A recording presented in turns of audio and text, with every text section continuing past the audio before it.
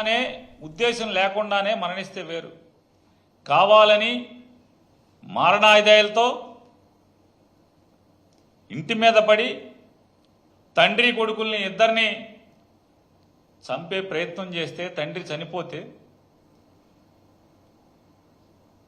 కనీసం కేసు కూడా సక్రమంగా కట్టని దిక్కుమాలిన ప్రభుత్వం ఇవాళ చంద్రబాబు నాయుడు గారు నడుపుతున్నటువంటి ప్రభుత్వం. ఇంత పాపాలు ఘోరాలు చేస్తా వాళ్ళకి ధైర్యం చెప్పడానికి వెళ్ళినటువంటి జగన్మోహన్ రెడ్డి గారి పర్యటన మీద ఎంత దరిద్రపు కొట్టు నాటకాలు. పర్మిషన్ లేదంటారు, హెలిప్యాడ్ అక్కడ దిగటానికి వీల్లేదంటారు, హెలికాప్టర్ దిగకూడదంటారు, ఒక కారులో వెళ్ళాలంటారు.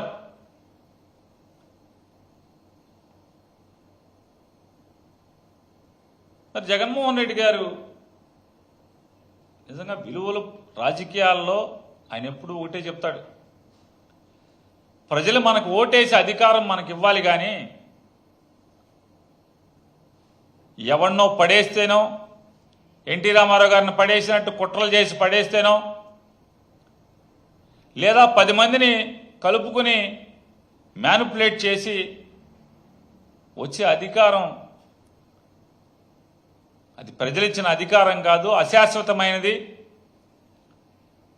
ఎంగిలి కూడుతో సమానమని భావించేవాడు జగన్మోహన్ రెడ్డి గారు. అందుకోసమే మా వాళ్ళు చెప్పే అంటే కార్యకర్తలు గొప్పగా చెప్పుకునేటువంటి సింహం సింగిల్గా వస్తుందంటే దాని అర్థం ఎవడో బొమ్మలు పెట్టుకుని అటో బొమ్మ ఇటో బొమ్మ, అటో జెండా ఇటో జెండా, ఆయన చూసి ఓటేయండి, ఈయన చూసి ఓటేయండి, నా పక్కనోడు కులం చూసి ఓటేయండి, ఇటువంటి తప్పుడు ఆలోచనలతో అధికారంలోకి రాకూడదు. మన ఆశయాలను చెప్పాలి, మన లక్ష్యాలు చెప్పాలి, మన ఎన్నికల హామీలు ప్రజలకు చెప్పి తద్వారా వాళ్ళకి ఇష్టమైతే ఓటేస్తే అధికారాన్ని తీసుకోవాలనేటువంటి గొప్ప లక్ష్యం ఉన్నటువంటి, గొప్ప ఆలోచన ఉన్నటువంటి, స్థిరమైన బలమైన అభిప్రాయం ఉన్నటువంటి నాయకుడు జగన్మోహన్ రెడ్డి గారు. మీరు ఒక మనిషిని అన్యాయంగా బలిగొంటే మీ ప్రభుత్వం పరామర్శించడానికి వెళ్ళిన వాడి మీద ఇంత దిక్కుమాలిన రాజకీయాలు చేస్తూ బురద జమ్మాలని, తిమ్మిని బమ్మిని చేయాలని చెప్పని ఎన్ని పిల్లి మొగ్గలు వేస్తున్నారో. సత్యసాయి జిల్లా రాప్తాడు పర్యటన నుంచి, అంటే పర్యటన జరగక ఒక రోజు ముందు నుంచి ఈ రోజు దాకా చూస్తే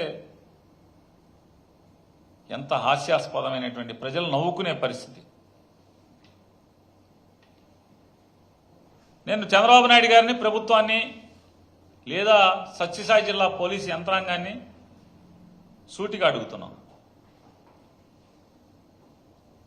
ఎంత దిగజారి ప్రచారం చేస్తున్నారు, మాట్లాడుతున్నారు తెలుగుదేశం ఈ కూటమి నాయకులంటే. జగన్మోహన్ రెడ్డి గారు పర్యటన ఇచ్చే ముందే, షెడ్యూల్ ఇచ్చే ముందే ఒకవైపే హెలికాప్టర్లో వస్తారు, మళ్ళీ కారులో వెళ్తారని ఇచ్చారంటారు. ఇది పచ్చి పాపం కాదు?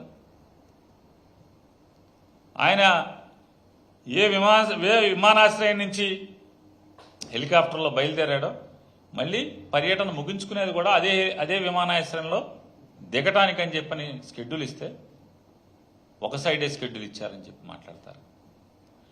విమానాన్ని, హెలికాప్టర్ని ఒకవైపుకే కిరాయి మాట్లాడుకున్నారని మాట్లాడతారు. అంటే ఎందుకు మీకు, అంటే ప్రభుత్వం ప్రజలు ఇచ్చింది, అరే మాకు ఇచ్చిన మాట నిలుపుకోండి, ఈ రాష్ట్రాన్ని బాగు చేయండి అని ఇస్తే 24 గంటలు దిక్కుమాలిన రాజకీయాల్లో ఈ ప్రభుత్వాన్ని గడిపేటువంటి పరిస్థితి. వాళ్ళు జగన్మోహన్ రెడ్డి గారు మాట్లాడతారు, మంత్రులు మాట్లాడతారు, బాధ్యతగా మెలగాల్సినటువంటి మంత్రులు మాట్లాడతారు. ఇవాళ రాష్ట్ర ముఖ్యమంత్రి మాట్లాడుతున్నాడు. ఇలా బరితెగింపు మాటలు ఏంటంటే, జగన్మోహన్ రెడ్డి గారంట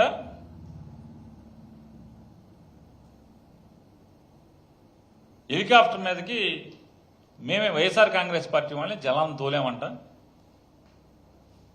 హెలికాప్టర్ని గుద్దిచ్చేసామంట జనాలతో. జగన్మోహన్ రెడ్డి గారు హెలికాప్టర్లో ఉంటాడు, ఆ హెలికాప్టర్ దిగుతుంది, హెలికాప్టర్ రెక్కలు ఇంకా తిరగటం ఆగవో, మేము జనాలను పంపించేసామంట దానికి రెక్కల కిందకి. హెలికాప్టర్ని గుద్దేశారంట జనమే. ఎవడన్నా బుద్ధున్నోడు ఎవడన్నా చేసుకుంటాడా? మీరు చేయండి చంద్రబాబు ఒకసారి ఎప్పుడన్నా ఎట్లాంటిది. మరి అంతమంది జనం తోస్తే హెలికాప్టర్ తిరగబడితే లోపల ఉన్న జగన్మోహన్ రెడ్డి గారు ఏమవుతాడు? అంటే ప్రజలు ఇవన్నీ ఆలోచిస్తారనేటువంటి ఇంగిత జ్ఞానం కూడా లేకుండా విషం చెమ్మటం, బురద చెమ్మటం, ఇవన్నీ కూడా మీ రాజకీయ అజ్ఞానానికి, అధికార మదానికి రుజువు కాదా నేను అడుగుతున్నాను. హెలికాప్టర్ తోసేస్తే లోపల ఉన్నాడు ఏమవుతాడు? దాంట్లో ఉన్న వైట్ పెట్రోల్ ఏమవుతుంది? జగన్మోహన్ రెడ్డి గారు ఉంటాడా? అది పేలితే జనం ఉంటారా? మీరు ఉద్దేశపూర్వకంగా డ్రామాలు ఆడటం,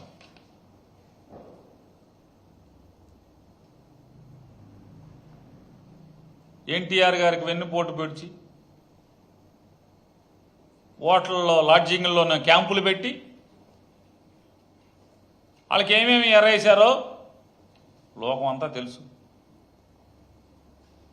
దాన్ని ఒక ప్రజాస్వామ్యం కింద డ్రామాగా చిత్రీకరించడం, మీకు అనుకూలమైన పేపర్లు ఉన్నాయి కాబట్టి ఇవన్నీ ఆ రోజు అమాయకుడు అనేటువంటి ఎన్టీ రామారావు గారిని కాబట్టి బలి తీసుకోగలిగారు.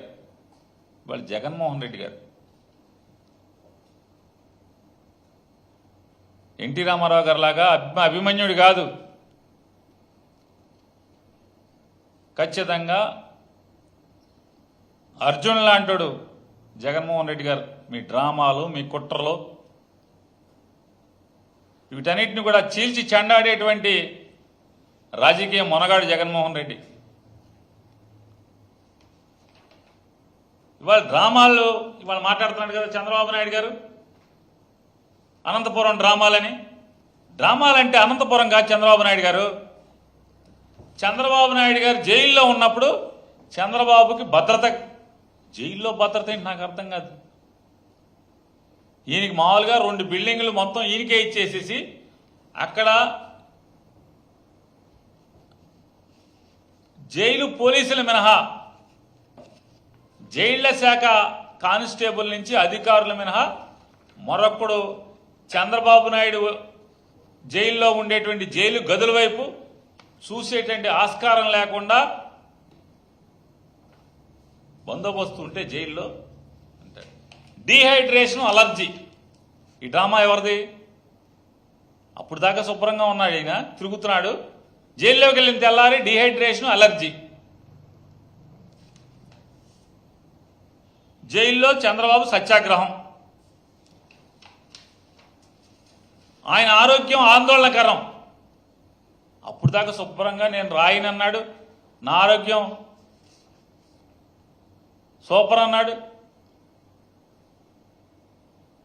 నాతో పరిగెడతారా ఎవరన్నా అన్నాడు. 75 ఏళ్ళని మా వాళ్ళు అంటుంటే వైఎస్ఆర్ కాంగ్రెస్ పార్టీ వాళ్ళు నాకు 75 ఏళ్ళని నాతో పరుగు పందానికి రమ్మని స్టేట్మెంట్లు ఇచ్చాడు. తెలుగుదేశం వాళ్ళు కూడా అన్నారు మా చంద్రబాబుతో కుస్తీ పట్టండి అని చెప్పని. అంత బలంగా ఉన్నాడని చెప్పామో ఆ ముందు రోజు దాకా చెప్తారు.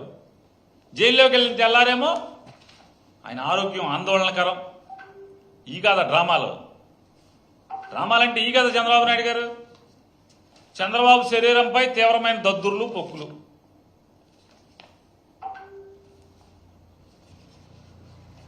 చంద్రబాబుకు ఆరోగ్య సమస్యలు తీవ్రం.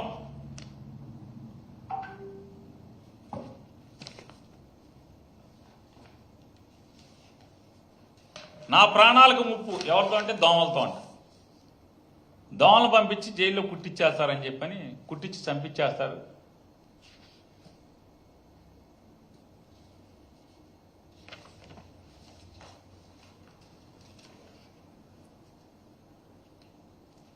చంద్రబాబు వైద్యుల పర్యవేక్షణలో ఉండాలి, 5 వారాలు కంటి చుక్కలు వాడాలి, ఎల్వి ప్రసాద్ వైద్యులు రివ్యూ షెడ్యూల్, బరువు తగ్గారు, గుండె సమస్యలు పెరిగినాయి, ఎక్కడికి వెళ్ళినా అసలు అంబులెన్స్ ఉండాలి, పక్కన అంబులెన్స్ లేకుండా ఆయన వెళ్ళకూడదు.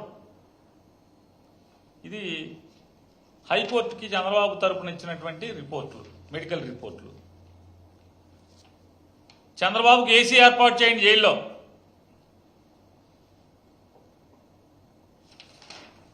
ఈ డ్రామాలంటే, ఈ నాటకాలంటే ఈ కదా. ఈ నాటకాల డ్రామాలను వదిలేసి, ఎందుకంటే అసలు రాజకీయాల్లో డ్రామాలు చేయాలన్నా, నాటకాలు ఆడాలన్నా,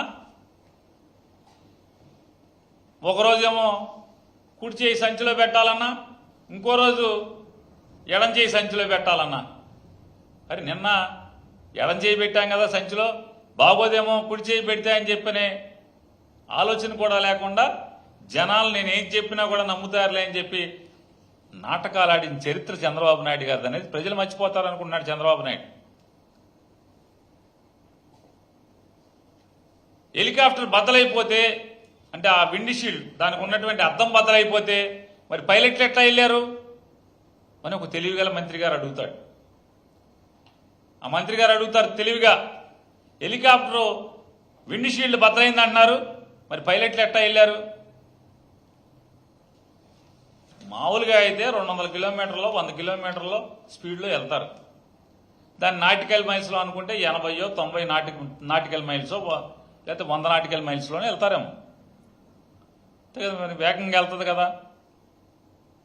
రిపేర్ ఉన్నప్పుడు ఏం చేస్తారు? తక్కువ ఎత్తులో వెళ్తారు, కిందకి వెళ్తారు. కారు ఏదైనా రిపేర్ వచ్చింది అనుకో ఏం చేస్తారు ఎవరన్నా? డ్రైవర్ ఎట్టకొట్ట తాడు కట్టుకునో, అది కట్టుకునో, ఇది కట్టుకునో, తోసుకుంటానో గుద్దుకుంటానో తోసుకుంటూ వెళ్తారు కదా నెట్టుకుంటా. మరి హెలికాప్టర్ రిపేర్ అయితే ఇవన్నీ ఎందుకు నేను అడుగుతున్నాను.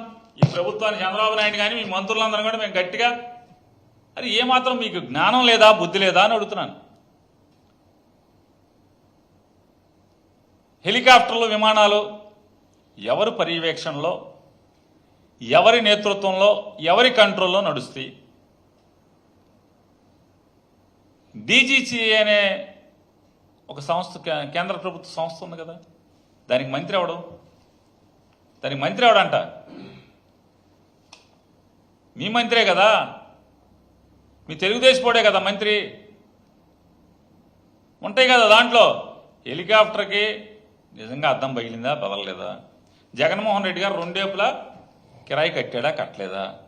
బేరం రెండేపులా మాట్లాడుకున్నారా లేదా? కిరాయి రాను పోను మాట్లాడుకున్నారా, మాట్లాడుకోలేదా? ఇంకొక బహు తెలివిగల మంత్రి ఒక అతను మాట్లాడతాడు. హెలికాప్టరు కాదు, మంత్రి గారు కాదు, మంత్రి సీఎం కూడా కాదు, అంతకన్నా చాలా పెద్ద వ్యవస్థ. ఈనాడు రాస్తారు ఏంటంటే, పోలీసులు హుటాహుటినా హెలికాప్టర్ సంస్థ దగ్గరికి వెళ్ళారు, అద్దాన్ని పరిశీలించారు, ఎక్కడ బయలుదేరిందో అక్కడికి వెళ్లకుండా వేరే చోటకి వెళ్ళినట్టుగా. ఏంది, ఎక్కడికి వెళ్తుంది హెలికాప్టర్ దగ్గరికి? ఎట్ట వెళ్ళారు మరి పోలీసులు వేరే చోట దగ్గరికి వెళ్తే?